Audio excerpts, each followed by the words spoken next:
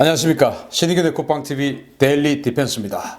자, 화끈한 소식 또 전해드리게 됐습니다. 지금 뭐 북한이 핵실험을 하려는 것인지 모르겠지만 아무튼 지금 일본 오키나와에 미국의 핵실험 정찰기가 들어왔습니다. 과연 한반도 지금 어떻게 될지 모르겠는데 미국이 초강력 포격 무기를 투입할 수 있다는 지금 뉘앙스를 풍겼습니다.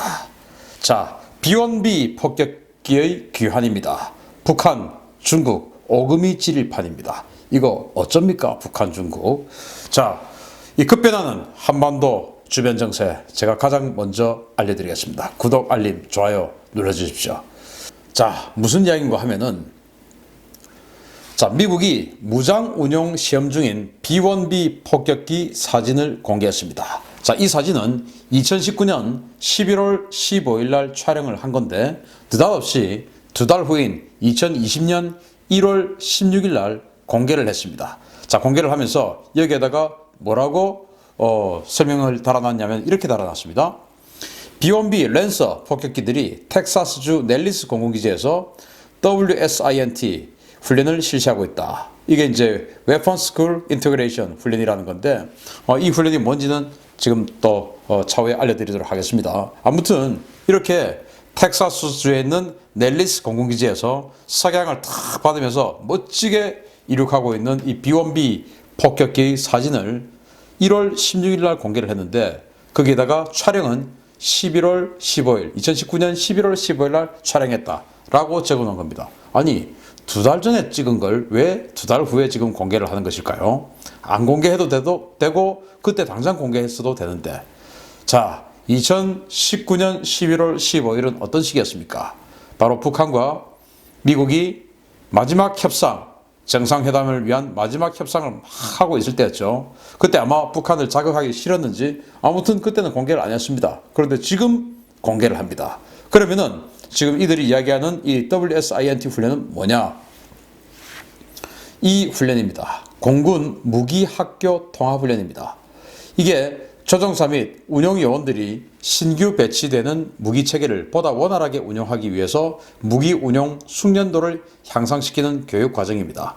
무기체계와 임무 시나리오를 통해서 해당 시나리오에서 최적의 무기운용법을 숙달토록 하는 것이 이 교육의 목표입니다. 자, 그러니까 B1B 폭격기에 새로운 무장을 탑재를 하고 그 무장을 갖다 장착하는 이 무장사들 그리고 조종사들은 그것을 가지고 투하하고 공격하러 들어가는 어떤 각도, 전술 이런 것들을 새로 연마하는 것이에요. 기존에 가지고 있던 또 배치가 되어 있던 뭐 토마호크라든지 이런 거하고는 전혀 다른 무기체계이기 때문에 그런 것들을 어떤 상황에서 상황들을 다 부여를 해주죠. 이런 상황에서는 이런 식으로 들어가, 저런 상황에서는 또 이런 식으로 들어가, 이제 이런 것들을 연마하는 그런 훈련 과정이었던 겁니다. 그러니까 즉 B1B에 새로운 무장이 장착이 된다. 그동안에 B1B가 운용하지 않았던 전혀 새로운 무장이 장착되고 있다라는 겁니다. 그러면 그 무장은 뭘까요? 추후에 설명해 드리겠습니다. 자, 바로 이겁니다. 지금 B1B에는 과거에 뭐 토마호크 이런 걸 운영을 했지만 2017년에 그 토마호크를 전부 제즘 ER 이런 것들로 교체를 했어요. 그래서 B1B는 2017년까지 제즘 그리고 제즘 ER 사정거리 한 900km 되는 제즘 ER 순항 미사일을 탑재하는 것을 인테그레이션을 마쳤습니다. 그러면 2017년이기 때문에 그 이후에 나온 무장은 뭐냐? 바로 이거죠. LIASM. 이게 기존의 제즘을 개량해서 제작한 장거리 스텔스 순항미사일입니다. 고도의 스텔스 설계와 인공지능을 적용하여 높은 명중률과 생존성을 자랑하며 현존하는 함대공 방어체계로는 탐지와 요격이 대단히 어렵습니다. 자, 제즘 ER은 함대지 순항미사일이죠. 공대지 순항미사일이죠. 그러니까 비행기에서 쏴가지고 지상의 목표를 타격하는 게 제즘 ER입니다. 그리고 스텔스죠. 그런데 이 LIASM은 그 제즘 ER에다가 군함을 공격하는 능력을 부여한 겁니다. 자, 군함을 공격하려면 어떻게 해야 됩니까? 군함은 움직이는 존재이기 때문에 이것도 마지막까지 움직여야 되는 거예요. 그런데 이제 지상에 있는 타겟을 공격하려고 하면은 지상에 있는 뭐 레이더 기지다, 아니면 뭐 유류 저장고다, 아니면 통신기지다 이런 것들을 공격하려고 하면은 여기는 가만히 있지 않습니까? 그러니까 딱 표적만 입력하고 지형 추적 다 하면서 자기 스스로 날아가서 그냥 때려버리면 되는데 군함은 움직입니다. 그러니까 마지막 돌입할 때까지 끝까지 유도를 할 수 있는 능력이 있어야 되고, 그리고 더 무서운 것은 여기다가 인공지능을 탑재한 거예요. 그래서 제가 뭐 여러 번 말씀드렸는데 이 LISM들이 날아가면서 서로 간에 상호 간에 교신을 합니다. 미사일이 만약에 10발이 날아가면 이 10발들끼리 서로 간에 교신을 하면서, 야, 지금 우리 눈에 보이는 저게 바로 중국의 난창급이야. 자, 저거는 북한의 소호급이야. 뭐 이런 식으로 자기네들끼리 분석을 하는 거예요. 자, 그러면 난창급은 가장 취약 지점이 바로 함교 밑에 몇 미터 지점이야. 함교에서부터 몇 미터 아래 부분이야. 그러면은 내가 거기에 한 발 먼저 들어갈 테니까 혹시 실패할 수 있으니까 2번 미사일 너가 두 번째로 바로 따라 들어와. 그리고 3번, 4번은 반대쪽으로 돌아 들어가. 그리고 혹시 모르니까 기관실이 저기 헬기 데크에서 아랫부분 몇 미터니까 6번 미사일 너는 기관실을 때려. 이런 식으로 서로 간에 교신을 하는 거예요. 자, 그런데 저기에서 지금 갑자기 미사일 방어 시스템이 작동됐어. 그러니까 우리는 좀 더 고도를 밑으로 깔자. 이런 것끼리 다 채비하면서 가는 인공지능입니다. 그 미사일을 지금 미국이 개발해 놨는데, 지금 제가 아무리 생각해봐도 추가로 2017년 이후에 B1B에 탑재할 수 있는 무장은 바로 이 LRASM이다. 즉 스텔스 인공지능 공대 함 미사일인 것입니다. 이런 것들을 이제 장착을 하게 되고, 두 번째 챔프입니다. 챔프는 뭐냐? 역시 제즘 ER을 기반으로 만든 고출력 마이크로웨이브죠. 이 마이크로웨이브 공격 탄두를 장착한 미사일인데 최대 사정거리 1100km 수준으로 장거리 그리고 장시간 채공이 가능하며 한 개의 미사일로 100회의 HPM 공격이 가능합니다. 이 HPM 뭐냐? 전자레인지처럼 아주 고출력 마이크로웨이브를 쏘아버리는 거예요. 그 쏘아버리면 어떻게 되냐? 전자레인지에 쇳덩어리 넣으면 번쩍번쩍 불 꼬이고 뭐 타버리지 않습니까? 그런 것처럼 상대의 타겟의 목표의 그 전자 회로를 태워버리는 거예요.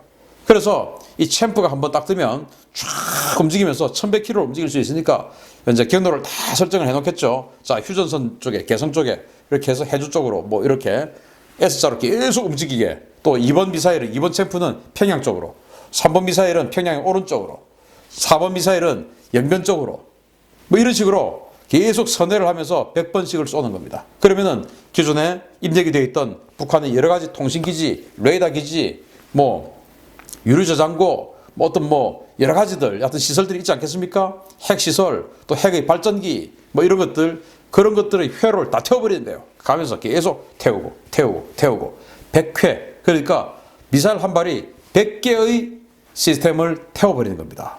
레이더 기지 100개 태워버리는 겁니다. 그런 것을 여러 발 쏠 수 있죠. 그래서 제가 아무리 생각해봐도 2017년 이후에 B1B에 탑재할 수 있는 새로운 무장은 아까 보여드렸던 그 스텔스 인공지능 공대 함 미사일, 군함을 타격하는 그 미사일, 그리고 지상에 있는 또 뭐 군함도 마찬가지예요. 챔프, 스텔스이면서 전자회로를 다 태워버릴 수 있는 이 챔프, 이것 외에는 없다.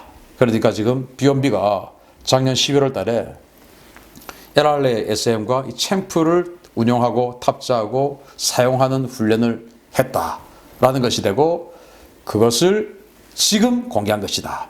2020년 1월 16일 날 공개한 것이다. 누구 보라고 했겠죠. 뭐 누구 보라고 했겠습니까? 자, 그런데 더 무서운 것이 이 가공할 위력의 B1B를 곧 괌에 배치한답니다. 괌에. 자, 이 사람이 그렇게 이야기합니다. 누구냐? 바로 티모시 레이, 미국의 지구권 타격사령관인데, 이 사람이 이렇게 이야기합니다. 가까운 시일 내에 B1B 전략폭격기 부대를 태평양 지역에 배치할 것이다. 태평양 지역에 B1B를 배치할 수 있는 기지는 괌의 앤더슨 기지뿐이죠. 그러니까 괌에다가 가까운 시일 내에 B1B를 보내겠다 이겁니다. 지금 현재 괌에는 6대의 B-52 폭격기가 배치되어 있습니다. 그것도 이제 교대로 배치를 하는데 항상 6대가 옵니다. 6대가 오고 6대가 가고 6대가 오고 6대가 가고 이런 식으로 항상 지금 6대가 있고, 또 위기가 고조되면 더 옵니다. 평시에는 그냥 6대가 괌에 항상 있어요. 그러니까 6대의 B1B가 날아올 수 있다라는 겁니다. 그런데 공교롭게도 지금 현재 제가 이 방송을 하는 2020년 1월 현재 미 공군에서 운용이 되는 비원비는 6대입니다. 미 공군의 최대 전부 인벤토리에 있는 모든 비원비는 66대인데 그 중에서 부품이 지금 조달이 안 돼가지고 6대만 가동이 돼요. 이 6대가 이제 가까운 시일 내에 괌으로 오게 될 것이라는 겁니다. 자, 그러면 미국은 나머지 60대, 나머지 60대는 그러면 사용하지 못할까요? 정말 다행스럽게도 2019년 12월 24일 날 미 공군은 크리스마스 선물을 받았죠. 그래서 의회로부터 예산 승인을 받았습니다. 그래서 4억 달러의 예산을 승인받아서 비원비의 부품 조달 예산을 다 승인받아서 이제 가까운 시일 내에 모든 비원비가 이제 부품 조달을 다 받아가지고 정비를 다 하고 이제 일선에 투입될 예정입니다. 그러니까 지금은 정말 이 비원비 6대 가지고 정말 아끼고 이렇게 지금 쓰고 있었는데 이제 부품 조달 예산이 책정이 됐기 때문에 바로 그냥 부품 딱 사와가지고 이제 비원비 전부 정비해가지고 이제 66대의 비원비가 일선에 배치될 것인데 어쨌든 지금 현재 있는 이 비원비들 6대가 괌에 올 가능성이 크다. 그리고 신속하게 또 정비된 비원비도 올 가능성이 크다. 그러면은 뭐 B-52 6대나 비원비 6대나 그게 뭐라고 그게 그거지. 조금 달라요. B-52는 LRA SM 같은 이런 것들을 20발 장착할 수 있고 비원비는 24발 장착할 수 있으니까 일단 4발이 더 많죠. 한 20% 정도 공격력이 좀 우수합니다. 그리고 비원비는 초저공 비행을 할 수 있어요. 날개가 가변이다 보니까 완전히 초저공 비행을 할 수 있는 게 비원비의 능력인데 그게 어떤 능력인지 좀 이따가 또 말씀드리겠습니다. 자, 중국이 가장 두려워하는 폭격기가 바로 비원비고 그게 4대만 뜨면 중국의 항모전단이 괴멸됩니다. 이거는 미국의 주장만도 아니고 또 중국도 그렇게 주장했어요. 그러니까 서로 미국과 중국이 공통적으로 인식하고 있는 부분이에요. 먼저 미국 전문가 이야기 한번 들어보겠습니다. 비원비 폭격기 4대에서 발사한 LRA-SM 96발이면 중국의 항공모함 전단은 괴멸된다. 이게 2019년 10월 19일 날 전미과학자연맹의 한스 M. 크리스텐슨 선임연구원이 이렇게 밝혔습니다. 뭐 당연한 거죠. 스텔스이면서 인공지능 이런 미사일이 96발이 날아가면 중국의 항모전단이 이걸 뭐 발견하기도 힘들고 방어하기도 힘들죠. 그러니까 당연히 괴멸된다. 그런데 이걸 미국 사람만 주장했냐? 아닙니다. 중국 사람도 이야기를 합니다. 여기 이제 천광은이라는 사람인데 이 사람이 중국에서 국뽕 빨기로 참 유명한 사람입니다. 정말 말도 안 되는 중국계 최고다라는 이야기 많이 하는 사람인데 저처럼 이제 TV에 출연 많이 해서 이렇게 그 해설 많이 하는 사람이에요. 그런 사람인데 이 사람이 2018년 4월 26일 날 뭐라고 했냐? 랴오닝이나 호위 함대의 레이더로는 비원비나 LRA-SM을 탐지할 수 없어서 방어가 불가하다. 이렇게 이야기했고 여기 그때 이제 이 사람이 이야기했던 걸 보면 비원비는 해수면 60m의 적어도 초적어도로 이렇게 날아올 수가 있기 때문에 수평선 넘어 60m에서 깔려서 날아오는 비원비를 랴오닝 그리고 랴오닝 호위 전단의 레이더로는 발견할 수가 없다.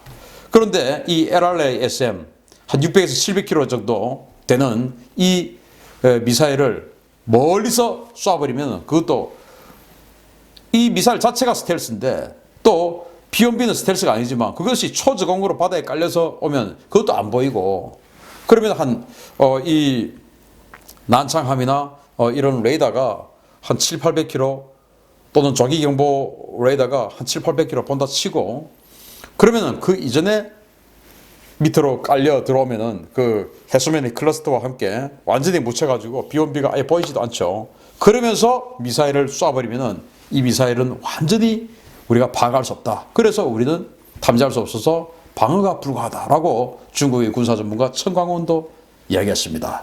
완전히 이거 4대만 뜨면 중국 랴오닝 전단, 뭐 산둥 전단 전부 사라지는 겁니다. 그런 걸 지금 6대를 곧 괌에 배치하겠다라고 지금 지구권 타격사령관이 이야기를 했습니다.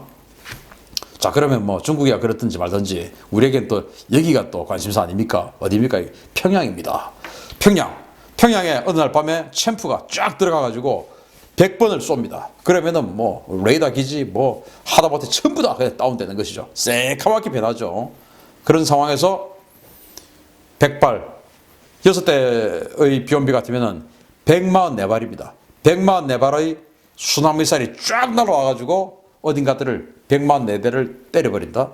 뭐 챔프 한 5발 있으니까 한 100만 발 정도가 딱 날아와서 어딘가를 100만 대를 군대를 때려버린다. 그 중에서 김정은이가 있을 만한데 뭐 완전히 겹겹이 크로스 체크 해가지고 여기저기 다 때려버리겠죠. 어떻게 되겠습니까? 큰일 나는 거죠. 김정은에게 큰일 나는 거죠. 우리에게는 해피한 일이 발생하겠죠. 자, 늦어도 3월입니다. 2달 내에 북한, 중국 오금을 지리게 할 사신이 옵니다. 사신, 죽음의 사신 강림입니다.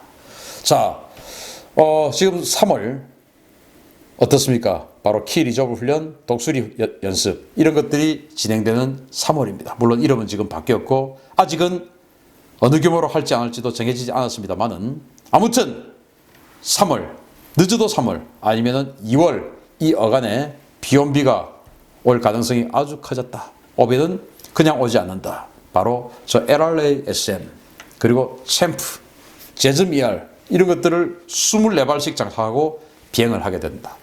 이제 시 주사 그리고 김정은 이제 정말 땀을 뻘뻘 흘리게 됐다. 김정은 살이 빠지겠나요? 저는 스트레스 받아서 살이 빠질 것 같은데 아니면은 스트레스 때문에 그냥 안 되겠다 그냥 이거나 하자 해가지고 오히려 더 이렇게 될 것 같습니다. 그러니까 그냥 그렇게 되지 말고 걱정하고 살지 말고 빨리 한국 정부에 연락되는 사람한테 연락해서 1조 원만 내라. 나 스위스 가서 살게 라고 연락하시기 바랍니다. 마치겠습니다. 감사합니다.